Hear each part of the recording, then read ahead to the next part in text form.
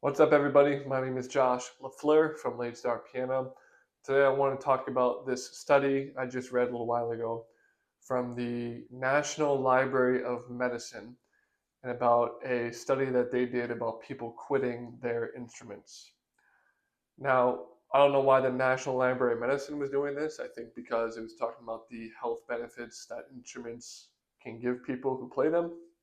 But in their study, they found that by the age of 17, 50% of people had quit their instrument. So it doesn't matter what the instrument was. They looked at piano players, guitar players, woodwinds like saxophones and clarinets, and all kinds of different instruments they looked at. And overall, the number that they came to was by the age of 17, 50%, half of them quit playing altogether. Okay. And it got me thinking as far as, some of the reasons that people quit, especially early on, and do these people regret it? So I was doing a little bit more digging, reading the survey, and you can find this as well online still. But a lot of people mentioned that they regretted quitting their instrument later on when they were adults. They regretted quitting playing when they were kids. And now they felt like they had to kind of restart from ground zero and kind of relearn everything that they used to know, and it just sucked. It sucked. They were mad at themselves that they quit. And some of the reasons that they gave for quitting were things like the time commitment. They couldn't get a teacher, or they didn't like their teacher, or they felt like they weren't making progress fast enough, or they felt like they weren't disciplined to practice every day, or in some cases they just lost interest. I get it, that happens. People start something and then they decide it's no longer for them. It's time to walk away. Okay. But I think that's the big reason why most people quit, is because they don't really have any interest anymore. They don't feel like practicing. And all the other reasons they give, they don't like their teacher, they don't have a teacher, they're not disciplined enough to practice. All those are the convenient reasons that they give. But the real reason is that they just don't have the discipline to practice. And so they're not getting better, and they don't want to put the time in to get any better than they currently are. So I'm kind of making this video to go over, first of all, why people quit, which we just did. And then second of all, to kind of give you a warning message that you should not quit as soon as you feel like quitting.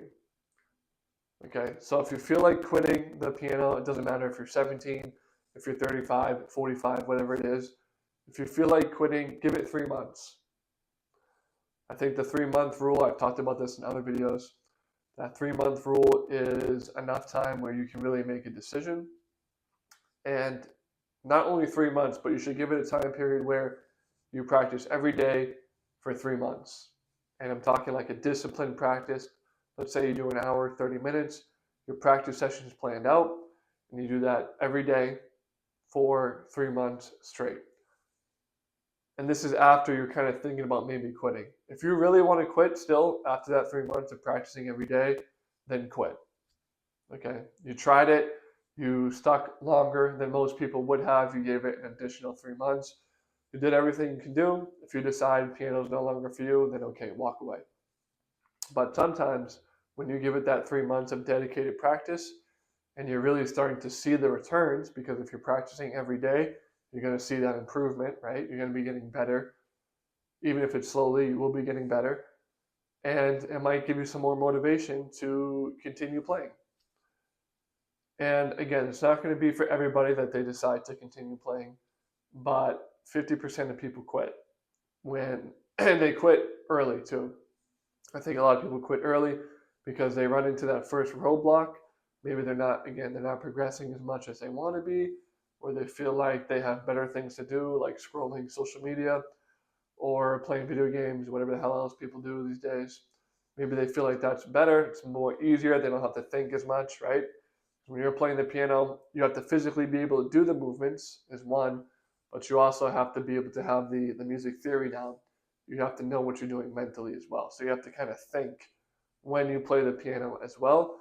People don't like thinking, that's just the way it is, so they opt out and do something a little bit more easy. And again, you don't want to be the person who you quit at 17, you quit at 20, And now you're the guy 10 years later, 20 years later, and you're like, damn, I shouldn't have quit. I wish somebody told me not to quit because I would be extremely good right now. I could be giving out lessons to people. I could be playing at weddings. I could be playing at family reunions or whatever, getting paid, playing at gigs, whatever it is that you want to do, just for even for your own enjoyment. Let's say you just want to play for yourself and play some classical songs that you love or some rock and roll songs that you love, and now you can't do it. Now you have to kind of start everything. You have to reprogram your hands to move the way you want to. You have to develop that muscle memory. You have to freshen up on the music theory, all of that kind of stuff. You don't want to be that person 10, 20 years later. You now decide, okay, let's get back into it. And I understand that sometimes in life you can't play, you can't practice, and it's time to walk away. And you might have to go back into it. If that's the case, okay, it is what it is. But make sure that's actually the case. Make sure if you want to keep playing, but you feel like you can't, make sure that's actually true. Okay, don't quit because it's a little bit tougher. Maybe you have a family, you have kids, you have other obligations, you have a full-time job, whatever it is. Don't quit because of those things. You can always find time to practice. You can always get up a little bit earlier before work, say 30 minutes early, play 10 minutes of piano. Okay, just work on 10 minutes a day of a song that you like. Maybe try to play 30 minutes on the weekends and your days off, if that's possible. There's always ways around it. So don't quit because you feel like you don't have time, because you can always make time. If you're going to quit playing, make sure you're quitting because you're done. You decided that you're done. You're not giving yourself the clean reason that you don't have time, again, that you don't like your teacher, that you feel like you're not getting better, that you have other things to do and you can't just focus on it. Those are all the bullshit reasons people give themselves when they're done. Okay? What you want to do is, if you decide to walk away, great. Again, give it that 3 months, practice every single day. At the end of the 3 months, ask yourself, can you see yourself getting any better? Can you see yourself continuing? If you don't have that vision of seeing yourself continuing, and you've played every day for 3 months and you're done, you don't want to keep playing, then okay, walk away. You did everything you could, and now you know for sure that you're quitting because it's your choice, not because you're giving yourself some BS reason as to why you're quitting. And again, you don't want to be the person who regrets this 10 years down the road, and now you kind of have to start back from square one. I'm trying to save you from doing that to yourself. And playing an instrument as well, it's even better if you play later in life as an adult, because you have the health benefits from playing, as far as your mental sharpness, as far as your physical playing ability as well. I know of some elderly people who maybe they have a lot of physical conditions. They can't really move as well as they used to, but they did play piano for 50 years. So they have really good control over their hands and their fingers, and that works great, even if other parts of their body are failing. And then you have other people where their mental side, maybe they start to develop dementia or they start to develop Alzheimer's or something like that later in life. I know it's also been proven that people who play instruments, whether they start later in life, if they start at 50 or 60 or 80, or if they've always played from age 10 to age 80, those people generally don't succumb to Alzheimer's, dementia, and other kind of brain diseases as easily as people who have never played an instrument, because playing an instrument does wonders for your brain. Okay, it keeps you sharp, it keeps you focused, it keeps you on point. And again, you have to think about what you're doing. All of those things help your mind long term. So there's a lot of health benefits to do it, both physical and mentally. And of course, it's a lot of fun too, I think. It's a lot of enjoyment that you get from playing the piano.